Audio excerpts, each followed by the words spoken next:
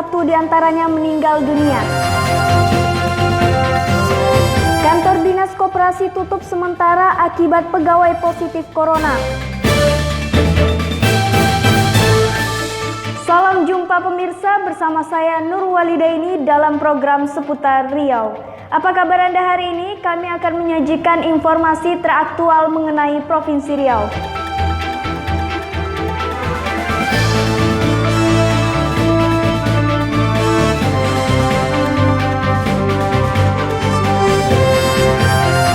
Universitas Islam Riau sudah melakukan penutupan kampus pasca ditemukannya 5 dosen tertular COVID-19. Pasalnya dari 5 dosen yang terpapar, 1 diantaranya meninggal dunia. Beginilah suasana di kampus Universitas Islam Riau pasca ditutup setelah ditemukannya 5 dosen positif COVID-19 dan 1 diantaranya meninggal dunia. Seluruh ruangan dilakukan penyemprotan disinfektan untuk mensterilkan dari virus penyakit. Proses kerja dilaksanakan secara work from home atau dari rumah, sementara proses perkuliahan digelar melalui sistem daring.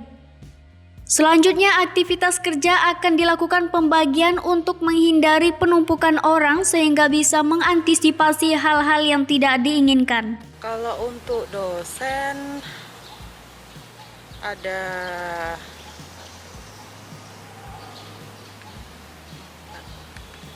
5, yang 1 kemarin yang meninggal itu Mas. Ini untuk proses perkuliahan gimana Bu, karena ditutupnya 3 hari kampus kita Bu? Nah, kalau untuk proses perkuliahan memang sejak awal COVID itu kita daring ya. Jadi mahasiswa tidak ada yang tatap muka dengan dosen di kampus gitu. Civitas akademisi Universitas Islam Riau mulai dosen, staf hingga mahasiswa dihimbau patuh protokol kesehatan sehingga tidak ada penambahan kasus COVID-19. Syamsirwan, TV Riau melaporkan.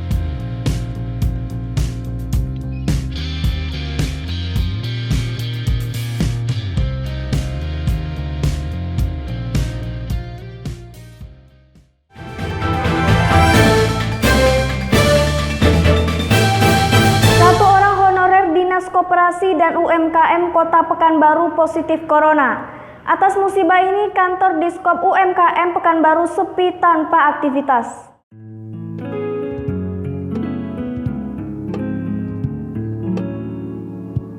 Beginilah kondisi kantor Dinas Koperasi dan UMKM Kota Pekanbaru yang berlokasi di Jalan Teratai.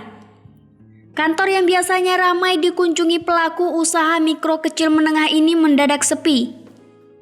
Pihak pimpinan kantor ini mengaku mereka terpaksa merawat dan mengisolasi sebagian staf yang kontak langsung dengan salah satu pegawai honorer yang positif corona.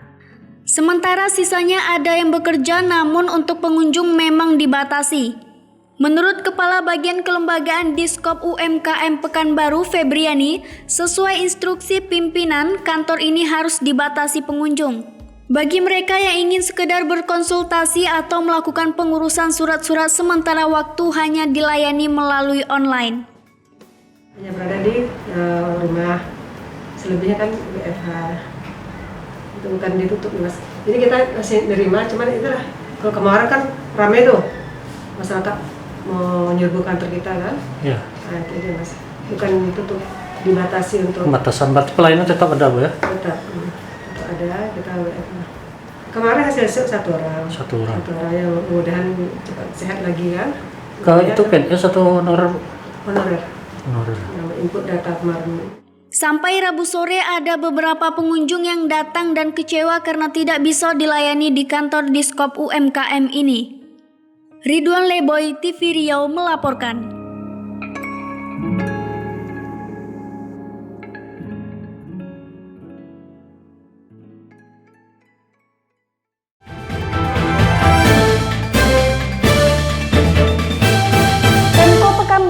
Melaksanakan gelar pasukan dalam penerapan pembatasan sosial berskala mikro.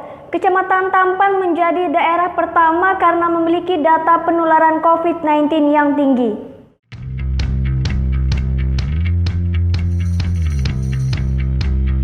Setelah sempat beberapa kali tertunda, Pemko Pekanbaru akhirnya melaksanakan pembatasan sosial berskala mikro atau PSBM sebagai langkah menekan peningkatan COVID-19. Hal ini ditandai dengan kegiatan gelar pasukan yang terdiri dari TNI Polri, Satpol PP, serta instansi terkait. Kecamatan Tampan menjadi daerah pertama pelaksanaan PSBM yang sudah dimulai sejak Selasa malam. Menurut Wakil Wali Kota Pekanbaru, pemberlakuan PSBM warga Tampan mulai dibatasi aktivitasnya, di mana mulai pukul 8 malam hingga pukul 7 pagi, tidak lagi boleh beraktivitas di luar, termasuk bagi yang berjualan malam. Sanksi denda atau hukuman sosial akan diterapkan jika ada yang melanggar aturan protokol kesehatan. Kegiatan PSBM ini akan dilaksanakan selama 14 hari.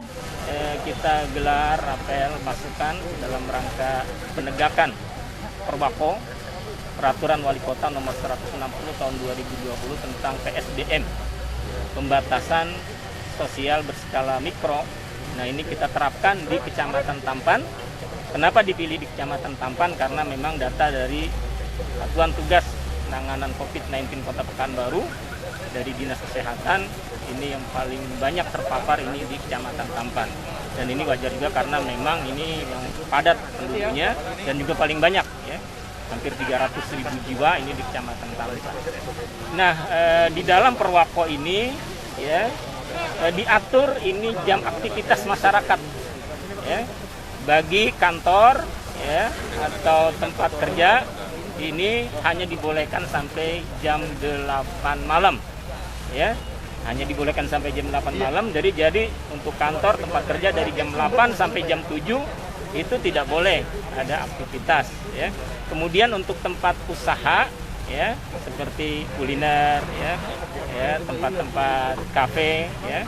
Nah, ini dari jam 9, ya, sampai jam 8 ini tak boleh, ya, dibuka. Nah, memang dikecualikan ada beberapa seperti instansi pemerintah, kemudian instansi kepolisian, ya, kemudian juga TNI, ini dikecualikan karena ini kan terkait dengan keamanan dan sebagainya. Ini tetap tentu disesuaikan dengan ini masing-masing instansi masing-masing.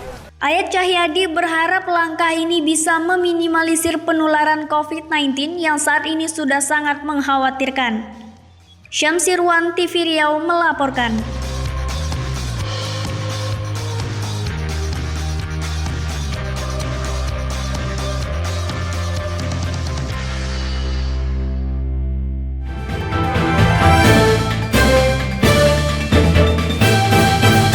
Perkebunan Provinsi Riau Apkasindo membantah telah melakukan pungutan BOTL terhadap petani sawit.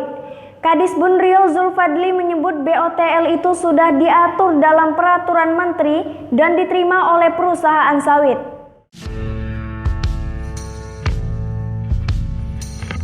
Bantahan ini disampaikan langsung oleh Kepala Dinas Perkebunan Riau Zulfadli yang menyebut bahwa pungutan biaya operasional tidak langsung memang sudah diatur dalam Permentan RI nomor 1 tahun 2018. Namun yang memungutnya bukan pemerintah atau Dinas Perkebunan tapi perusahaan sawit. Pada Permentan RI nomor 01 tahun 2018 pasal 17 tentang biaya operasional tidak langsung menyatakan dari seluruh dana yang terkumpul ada poin untuk pembinaan petani. Jumlah pemotongannya sebesar Rp49 per kilogramnya. Dinas Perkebunan sendiri sebagai stakeholder di bidang perkebunan sejak dulu selalu melakukan pembinaan terhadap petani, salah satunya dengan membantu biaya replanting atau peremajaan sawit. Namun soal dana BOTL itu Zulfadli dengan tegas tidak pernah melakukan pemungutan. Ya, terima kasih nih kami ucapkan kepada wartawan dari TV Riau yang berkenan datang ke Dinas Perkebunan yang sekaligus menanyakan tentang persoalan yang dipertanyakan oleh perwakilan dari Apkasindo se-Provinsi Riau yang kemarin datang sekitar ada 10 orang perwakilan semua kabupaten di Riau, 10-11 orang lah gitu waktu itu. Kemudian mereka menanyakan tentang dana BOTL. Kemudian kami jawab bahwa dana PTL tersebut bukanlah merupa potongan atau pungutan.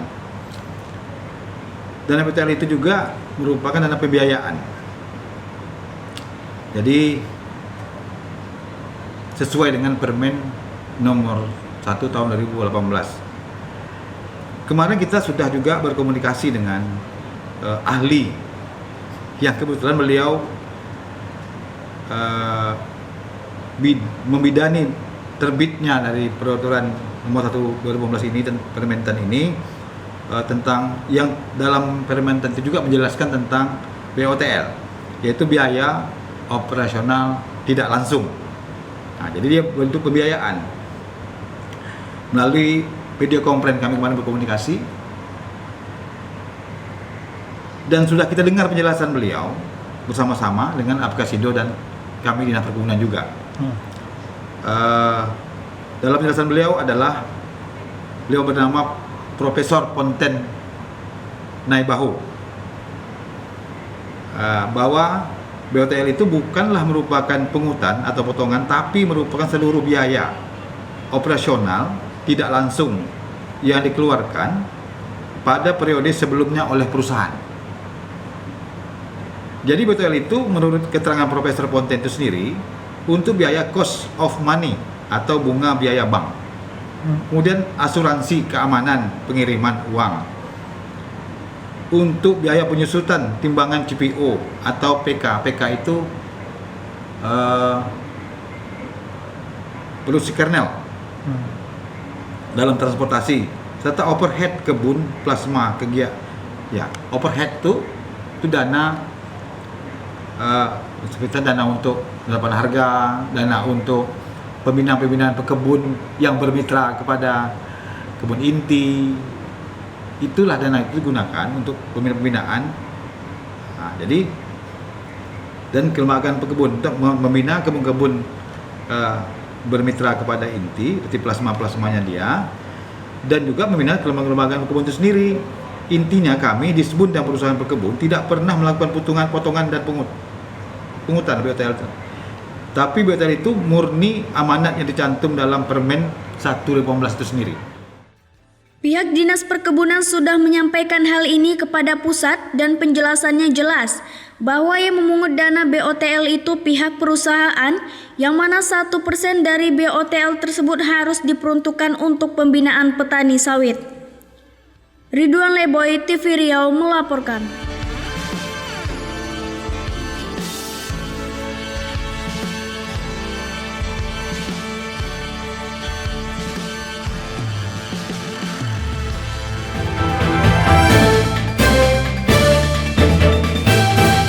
Baik saudara, kami akan kembali setelah pesan-pesan berikut ini. Taman Bunga Impian Okura menjadi destinasi menawan untuk dikunjungi.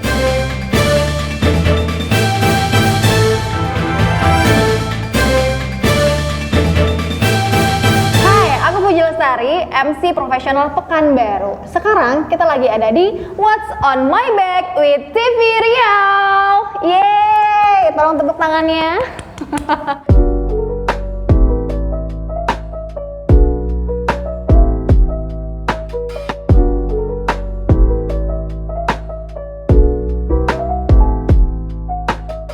Nah, sekarang kita lagi ada di program ataupun di satu sesi bareng sama TV Riau. Jadi aku akan kasih tahu nih apa aja yang ada di dalam tas aku. Cuma kalian yang tahu dari TV Riau. Kok gitu sih? Oke, apa sih kira-kira yang ada di dalam tas aku? Kita lihat ya. Yang nggak pernah ketinggalan itu adalah, karena kita sekarang lagi COVID-19, nggak boleh ketinggalan, itu adalah masker. Tada! Mohon maaf, ini maskernya emang warnanya kayak gini bukan karena nggak dicuci, oke? Terus kemudian ada yang nggak pernah ketinggalan, ada dompet kartu, isinya banyak banget, ada KTP, ada ATM, ada SIM, ada kartu kredit, dan juga ada nomor kamu. Terus juga yang selanjutnya ada kunci mobil, biasa ya. Ini kalau misalnya ada yang mau ganti ininya, boleh langsung japri ke aku ya. Terus juga ada duit cash. Nah, nih nggak banyak-banyak, duit cashnya dikit aja. Oke, itu dia untuk isi tas aku. Cuma kamu yang bisa lihat. Jangan lupa nonton TV Riau, nonton TV aja.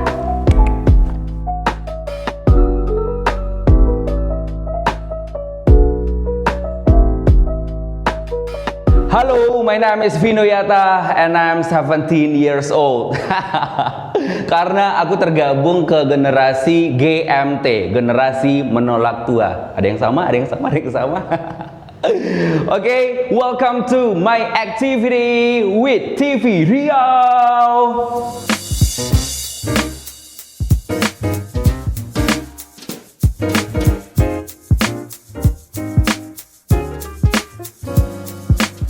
So, kalau kita ngomongin masalah activity, ini beneran ngomongin activity. Ini ya, ngomongin activity. Kalau ngomongin activity ini jatuhnya aku bakal banyak jualan loh, nggak apa-apa ya. Oke, aku seneng banget yang satu ini nih ya. Jadi di sesi kali ini, my activity. Banyak banget aktivitasnya, tapi kalau kamu mikir banyak aktivitas, banyak duit, belum tentu. My activity yang pertama, MC profesional. Kemudian, punya sekolah MC dan juga public speaking The Yata Talk, kemudian punya Mansiro Wedding Organizer. So kalau misalkan ada yang mau merit, mau wedding di rumah, di gedung, semuanya boleh hubungin Mansiro Wedding Organizer. Kemudian aku juga suka banget olahraga ya, walaupun badan aku tidak seperti atlet-atlet ya. Aku suka banget badminton, aku suka banget nge-gym, suka banget berenang, pokoknya everything about sport ya. Ya, aku suka banget traveling, aku suka jalan-jalan menghilangkan stres yang luar biasa. Kalau misalkan ditanya nih destinasi favorit, aku suka everything about nature ya, yang berbau alam aku suka banget, mulai dari Bali, kemudian pegunungan, Bukit Tinggi aja aku suka banget loh. Oh iya, ada satu lagi, karena pandemi ini aku juga sedang aktif di dunia YouTube sebagai content creator ya. Jangan lupa di subscribe, like, comment, dan juga tombol loncengnya. Mana tahu loncengnya bunyi ya. Jangan lupa Vinonesia Channel. Oke, thank you for watching. Nonton terus TV Riau, nonton TV aja.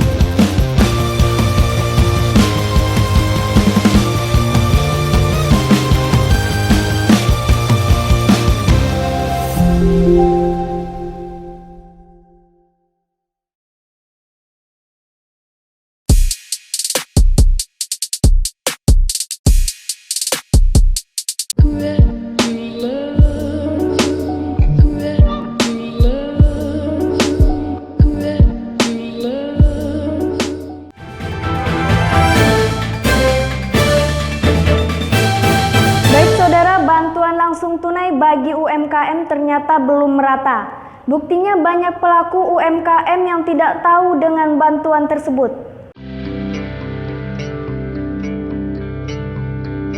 Pelaku usaha mikro, kecil, dan menengah UMKM menjadi perhatian pemerintah agar bisa kembali berusaha di tengah pandemi COVID-19. Terkait hal ini, pemerintah meluncurkan beberapa bantuan untuk membantu UMKM.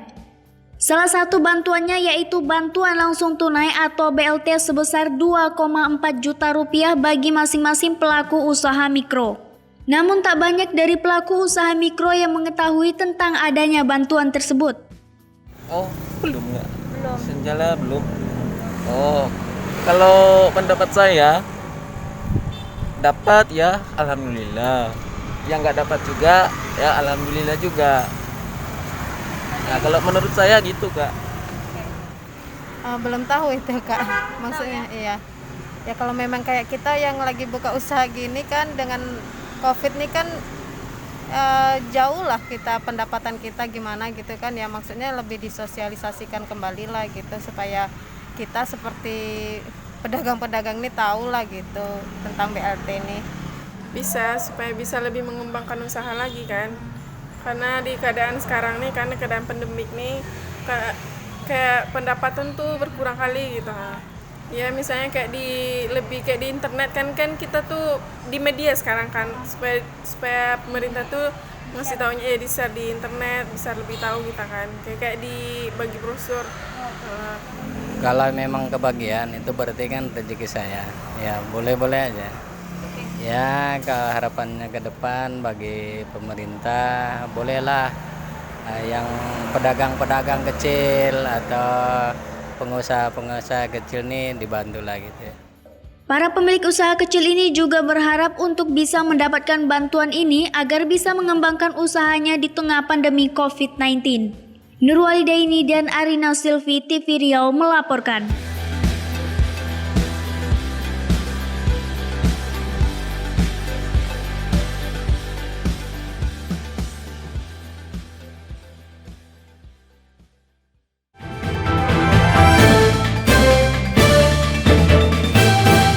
Sempat buron pelaku penabrak pesepeda yang mengakibatkan satu korban meninggal dunia dan satu korban lainnya luka parah, menyerahkan diri ke Kapolresta Pekanbaru. Dijerat pasal berlapis, pelaku terancam hukuman pidana maksimal 6 tahun kurungan penjara.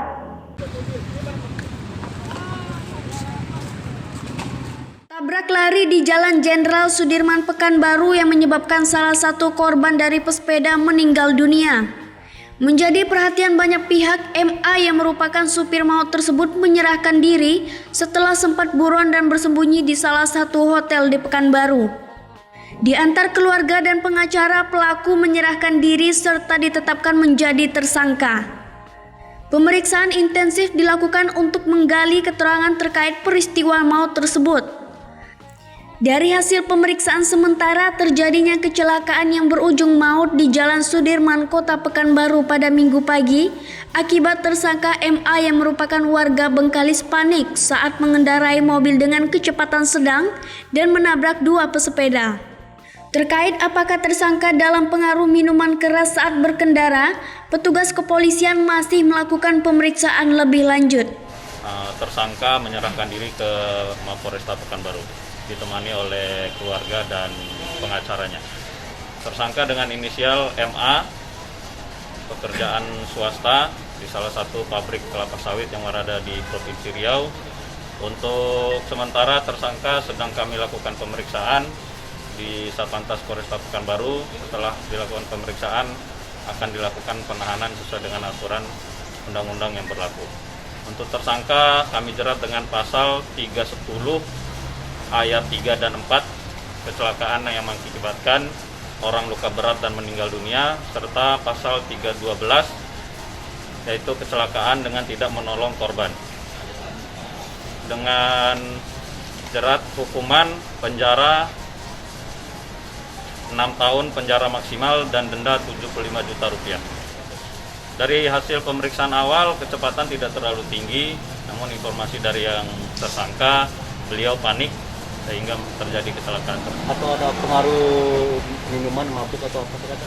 Sedang kami dalami, apabila ada perkembangan akan segera kami informasikan pada rekan-rekan sekalian. Setelah menabrak itu dia kabur kemana?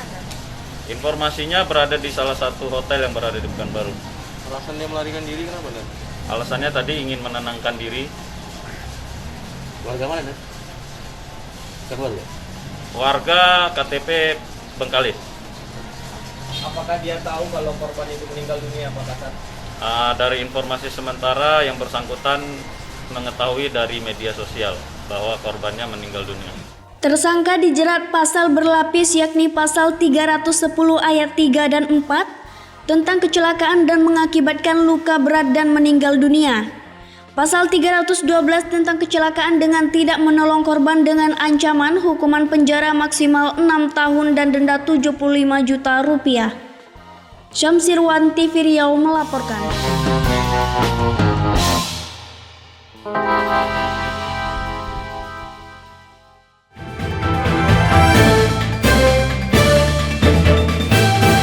Akibat pandemi COVID-19, Taman Bunga Okura sepi. Padahal di hari biasa, lokasi ini diserbu pengunjung karena tempatnya yang asri.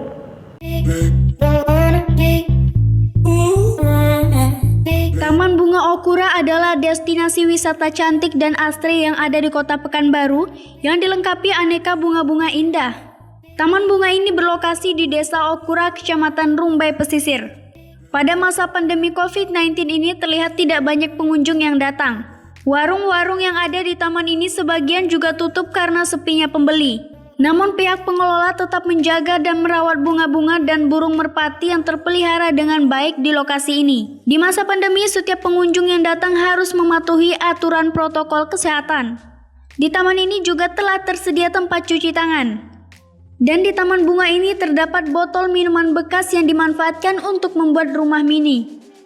Sementara bunga yang mulai mekar bisa menjadi spot foto kekinian. Nurwali Daini dan Arina Silvi TV Riau melaporkan.